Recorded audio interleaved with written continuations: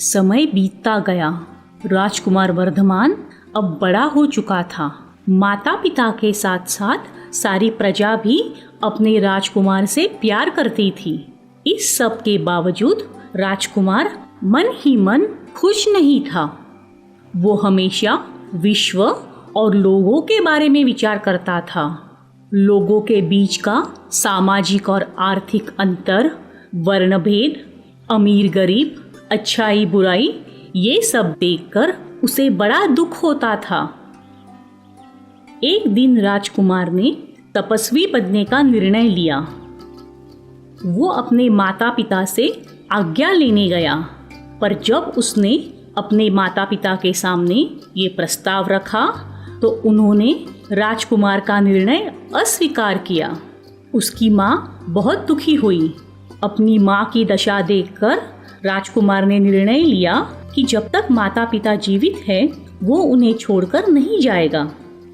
माता पिता के मृत्यु के बाद महावीर ने अपने बड़े भाई नंदीवर्धन से जाने की अनुमति मांगी। महावीर ने कहा, मैं यहाँ से दूर जाकर मानव जाति के लिए कुछ करना चाहता हूँ।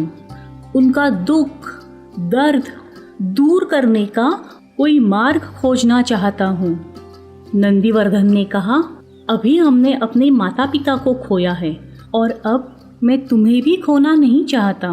पर कुछ समय बाद नंदीवर्धन ने महावीर को तपस्वी बनने की अनुमति दे दी। महावीर ने अपना सारा धन गरीबों में बांट दिया। एक पालकी में सवार होकर उसने अपनी यात्रा शुरू की। कई लोग अपने राजकुमार के साथ निकल पड़े। लंबे समय तक यात्रा करके वो लोग जंगल पहुंचे। राजकुमार पालकी से बाहर आया। उसने अपने कपड़े और गहने उतारकर अपने भाई को सौंप दिए। अपने बाल उखाड़ दिए। राजकुमार ने अशोक पेड़ के नीचे बैठकर दीक्षा ली और वो तपस्वी बन गए।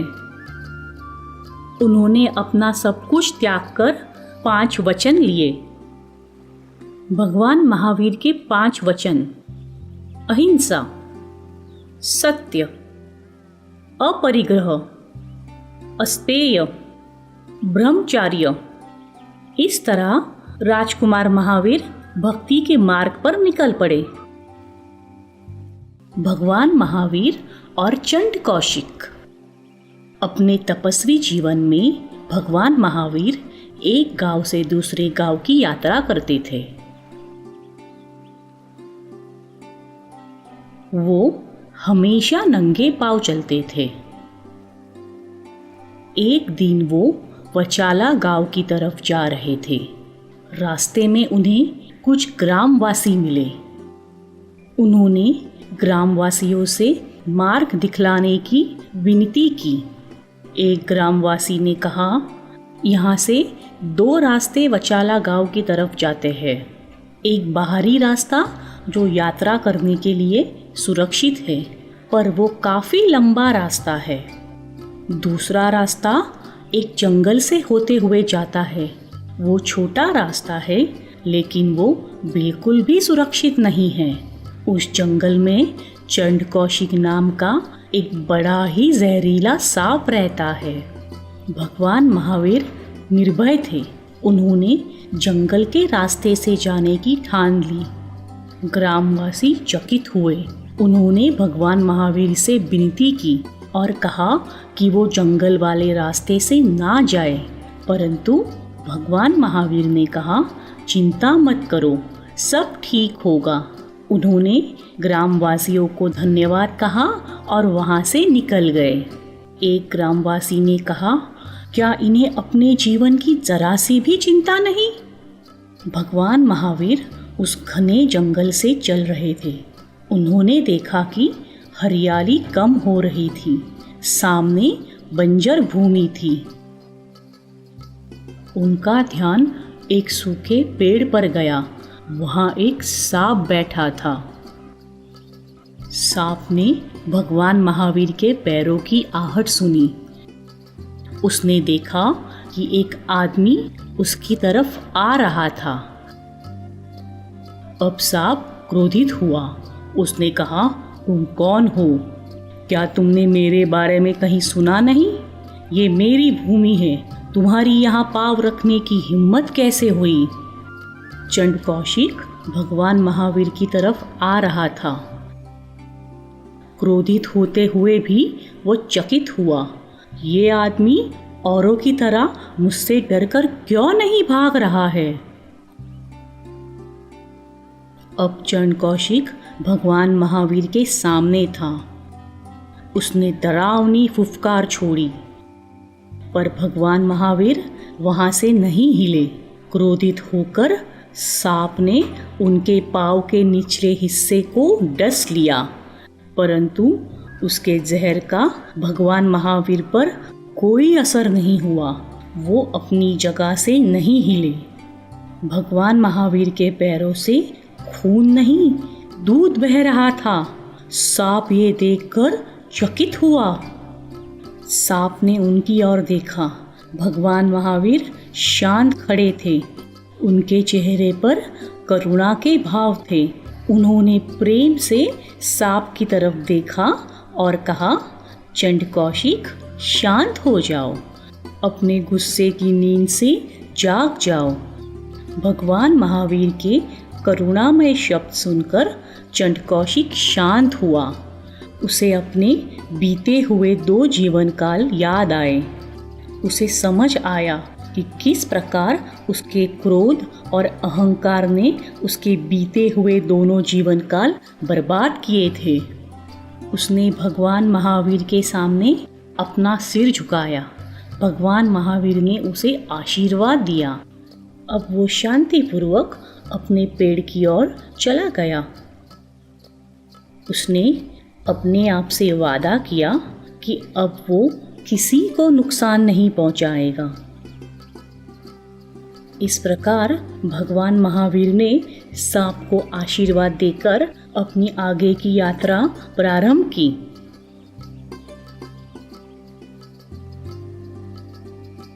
भगवान महावीर और चरवाहा। एक दिन भगवान महावीर गहरे चिंतन में मगन थे। वो एक बड़े पेड़ के नीचे बैठे थे। उनके चारों तरफ हरी और मुलायम घास थी। कुछ समय बाद एक चरवाहा वहां अपनी गाय लेकर आया। हरी और मुलायम घास देखकर वो खुश हुआ। उसने खुद से कहा, अरे वाह, इतनी सारी ताजी घास।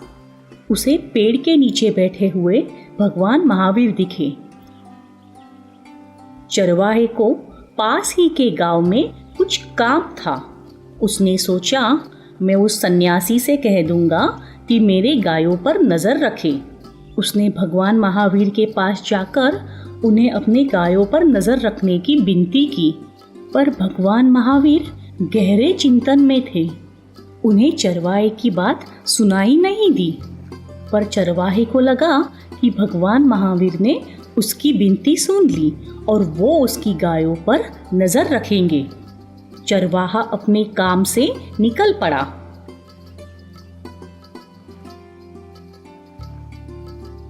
गाय मुलायम घास खा रही थी, पर कुछ समय बाद वो और घास की खोज में टहलते हुए दूसरी जगह निकल गई। थोड़ी देर बाद चरवाहा वापस आया। उसे अपनी गाय कहीं दिखाई नहीं दी। उसने भगवान महावीर से कहा, मैंने आपसे अपनी गायों पर नजर रखने की विनती की थी। कहाँ है मेरी गाय? आपने उनके साथ क्या किया? पर भगवान महावीर चिंतन में मगन थे। उन्होंने कोई उत्तर नहीं दिया। अब चरवाहा वहां से निकलकर अपनी गाय ढूंढने लगा। उसने हर तरफ ढूंढा और मायूस होकर लौट आया। उसे अपनी गाय भगवान महावीर के आसपास घास खाती दिखाई दी। वो नाराज हुआ। उसे लगा कि भगवान महावीर ने उसे तकलीफ देने के लिए उसकी गायों को कहीं छुपाया था। उसने एक रस्सी उठाई और वो भगवान महावीर पर वार ही करने वाला था कि किसी ने उसे पीछे से पकड़ लिया। जब उसने पीछे मुड़कर देखा तो उसे एक पीली रोशनी दिखाई दी। स्वयं ईश्वर उसके सामने खड़े थे। ईश्वर ने कहा, क्या तुम्हें दिखाई नहीं देता कि वो गहरे चिंतन में है? पर उन्होंने मेरे साथ छल किया, मेरी गाय कहीं छुपा दी थी। ईश्वर ने कहा, वो कोई आम सन्यासी नहीं है, वो राजकुमार वर्धमान है, जिसने अपनी सारी धन दौलत पीछे छोड़ दी। उसे तुम्हारी गायों या किसी और चीज से कोई मतलब नहीं। अगर तुम उसे नुकसान पहुंचाने का प्रयत्न करोगे तो तुम्हें उसका बुरा फल मिलेगा। ये सुनकर चरवाहे को अपनी गलती का एहसास हुआ। उसने भगवान महावीर के सामने घुटने टेके, उनसे क्षमा मांगी और वहां से निकल गया।